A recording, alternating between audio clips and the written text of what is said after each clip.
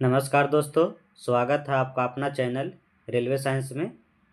आज की इस वीडियो में हम लोग देखने वाले हैं साइंस में सेल चैप्टर का वो एमसीक्यू जो आपके रेलवे के group D, NTPC, ALP technician, RPF and SSC के एग्ज़ाम में पूछा गया सवाल हम लोग इस वीडियो में देखने वाले हैं। और आने वाले एग्ज़ाम में भी ये क्वेश्चन बहुत ही आपके लिए इम्पोर्टेंट होगा। इस वीडियो को आपको अंत तक जरूर देखिए। तो आइए हम लोग फर्स्ट सवाल देखते हैं। जीवित कोशिका की खोज किसने किया था? इसका राइट आंसर है रॉबर्ट हुक, बी है रॉबर्ट ब्राउन, सी है एंटोनियो वान ल्यूवेनहॉक, डी है विर्चो। इसका राइट आंसर है एंटोनियो वान ल्यूवेनहॉक ने किया था। तो सर्वप्रथम जीवित कोशिका की खोज किसने किया था? तो एंटोनियो वान ल्यूवेनहॉक साहब ने किया था। अब हम लोग इसका एक्सप्लेनेशन देख लेते हैं। 1674 में एंटोनियो वान ल्यूवेनहॉक ने अपने सूक्ष्मदर्शी की सहायता से पहली बार जीवित कोशिकाओं को देखा और उनका वर्णन किया था। तो सर्वप्रथम जीवित कोशिका खोज किसने किया था?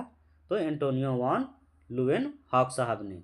कब किया था? तो 1674 ईस्वी में किया था। नेक्स्ट क्वेश्चन देखते हैं।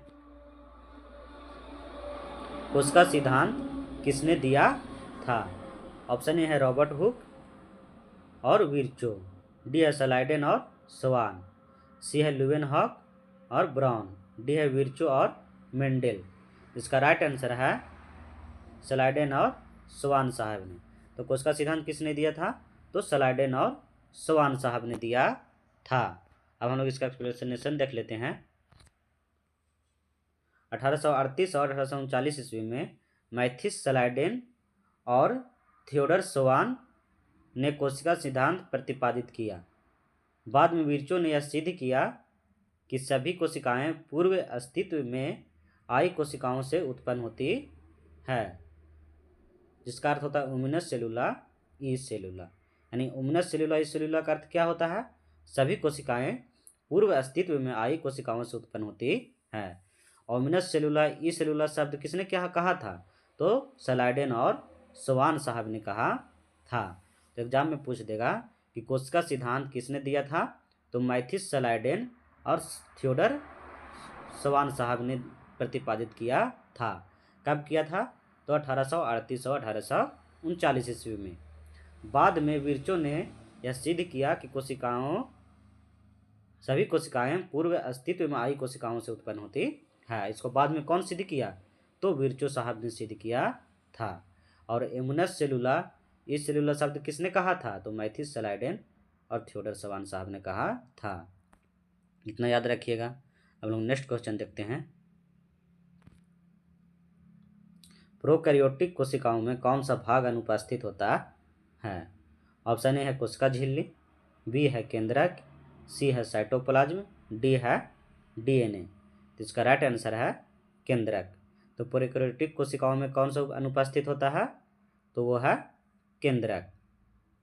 इसका हम लोग एक्सप्लेनेशन देख लेते हैं।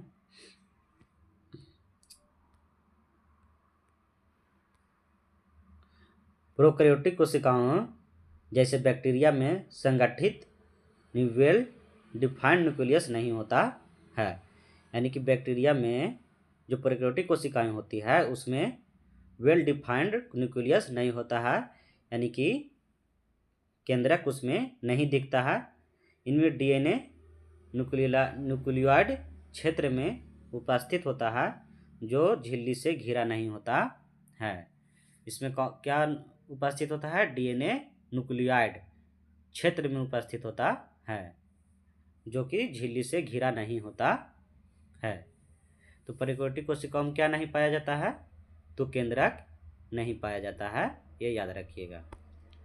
तो हम लोग नेक्स्ट क्वेश्चन देखते हैं।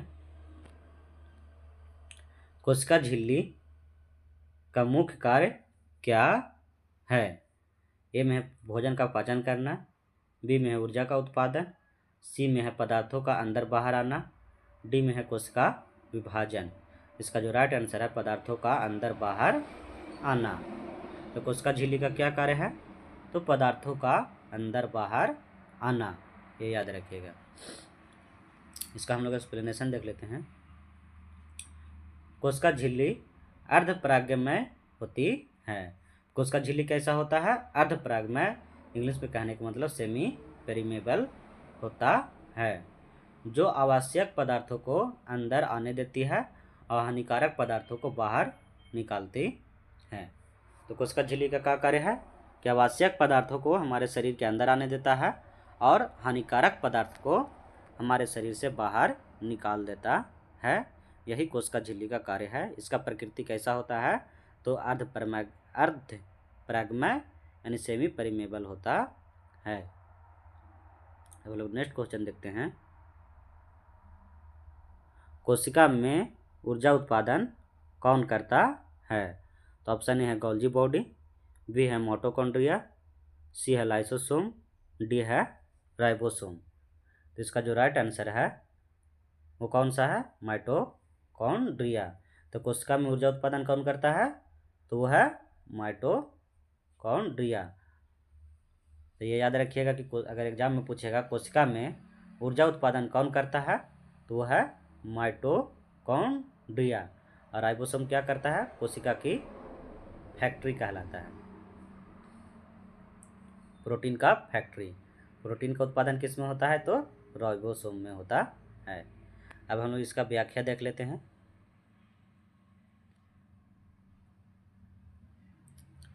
Mitochondria power house of the cell कहलाता है। माइटोकॉन्ड्रिया को क्या कहा जाता है?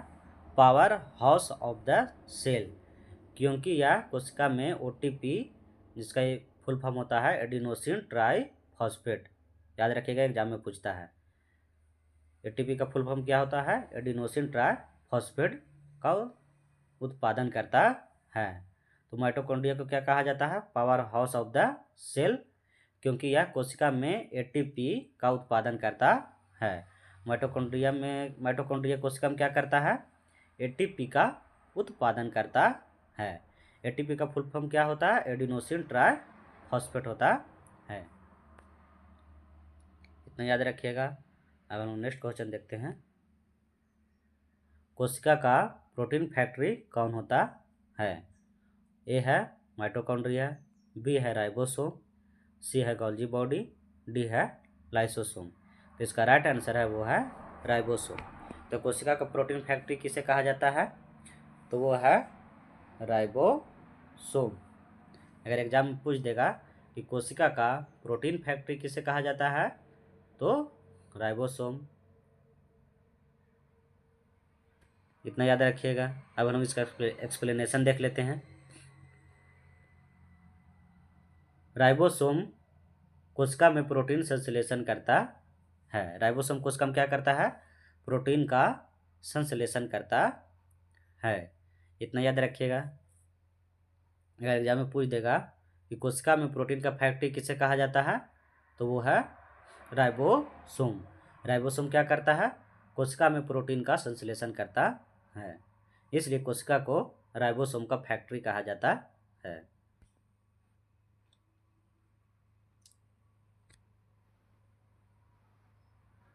अब हम लोग नेक्स्ट क्वेश्चन है, कोशिका में आनुवांशिक पदार्थ कौन सा होता है?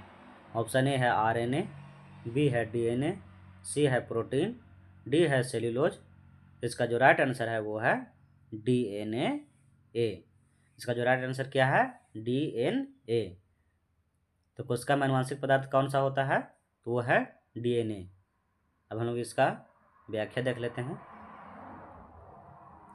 डीएनए आनुवांशिक पदार्थ होता है जो जीवों के लक्षणों को अगली पीढ़ी तक पहुंचाने का कार्य करता है।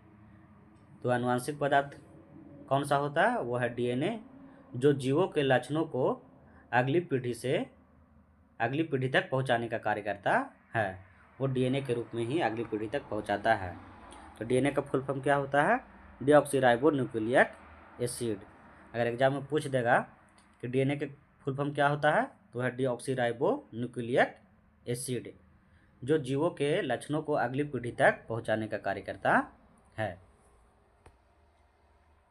हम लोग का नेक्स्ट क्वेश्चन है, कोशिका का आत्मघाती थैली कौन होता है? तो इसका जो ऑप्शन ए है गोल्जी बॉडी, बी है माइटोकॉन्ड्रिया, सी है लाइसोसोम, डी है क्लोरोप्लास्ट। तो कोशिका का आत्मघाती थैली किसे कहा जाता है? तो इसका जो राइट आंसर है वो है लाइसोसोम। तो अगर एग्जाम में पूछ देगा कि कोशिका का आत्मघाती थैली इंग्लिश में कहने का मतलब है सुसाइडल बैग कौन होता है, तो वह है लाइसोसोम। अब हम लोग इसका एक्सप्लेनेशन देख लेते हैं। लाइसोसोम में पाचन एंजाइम होते हैं जो अनावश्यक पदार्थों को नष्ट कर देते हैं। जब कोई कोशिका क्षतिग्रस्त हो जाता है तो लाइसोसोम उसे आत्म नष्ट कर देते हैं, इसलिए इसे सुसाइडल बैग कहा जाता है। तो लाइसोसोम में क्या होता है? एक पाचक एंजाइम होते हैं जो अनावश्यक पदार्थों को नष्ट करता है, और वही जो पाचक एंजाइम होते हैं वो अनावश्यक पदार्थ को नष्ट कर देता है। और जब कोई कोशिका क्षतिग्रस्त हो जाती है तो उसे लाइसोसोम आत्म नष्ट कर देता है, इसलिए उसे सुसाइडल बैग कहा जाता है। इतना याद रखिएगा कि कोशिका का सुसाइडल बैग किसे कहा जाता है? तो लाइसोसोम को कहा जाता है। इंग्लिश में अगर हिंदी में पूछेगा कि कोशिका का आत्मघाती थैली किसे कहा जाता है, तो वो है लाइसोसोम। इतना याद रखिएगा। अब हम लोग का नेक्स्ट क्वेश्चन है, पौधों की कोशिका भित्ति किससे बनी होती है? ऑप्शन ए है प्रोटीन, बी है सेलुलोज, सी है स्टार्च, डी है ग्लूकोज। इसका जो राइट आंसर है वो है सेलुलोज। पौधों की कोशिका भित्ति किसका बना होता है? तो वो है सेलुलोज। अब हम इसका व्याख्या देख लेते हैं। पौधों की कोशिका भित्ति सेलुलोज की बनी होती है जो कठोरता और संरचना प्रदान करता है। तो सेलुलोज क्या करता है? पौधों को कठोरता और संरचना प्रदान करता है, इसलिए पौधे क्या होता है? कठोर होता है और मजबूत होता है। तो पौधों की कोशिका भित्ति किसका बना होता है? सेलुलोज का बना होता है, जो पौधों को क्या करता है? कठोरता और संरचना प्रदान करता है। इतना याद रखिएगा। हम लोग का नेक्स्ट क्वेश्चन है, मानव शरीर की सबसे बड़ी कोशिका कौन सी होती है? तो ये है लाल रक्त कोशिका, बी है तंत्रिका कोशिका, सी है शुक्राणु कोशिका, डी है त्वचा कोशिका। इसका जो राइट आंसर है वो है तंत्रिका कोशिका। तो मानव शरीर की सबसे बड़ी कोशिका कौन सा होता है? तो वो है तंत्रिका कोशिका। अगर एग्जाम में पूछ देगा कि मानव शरीर का सबसे बड़ी कोशिका कौन सा होता है, इसका जो राइट आंसर होगा वो है तंत्रिका कोशिका। अब हम लोग इसका एक्सप्लेनेशन देख लेते हैं। तंत्रिका कोशिका, जिसको इंग्लिश में बोलते हैं नर्वस सेल, मानव शरीर की सबसे लंबी कोशिका होती है जो 1 मीटर लंबी होती है। तो नर्वस सेल कितना लंबा होता है? 1 मीटर तक लंबा होता है। और मानव शरीर का सबसे लंबी कोशिका कौन सा है? तो वह है तंत्रिका कोशिका। कितना लंबा होता है? 1 मीटर तक लंबा होता है। अब हम लोग का नेक्स्ट क्वेश्चन है,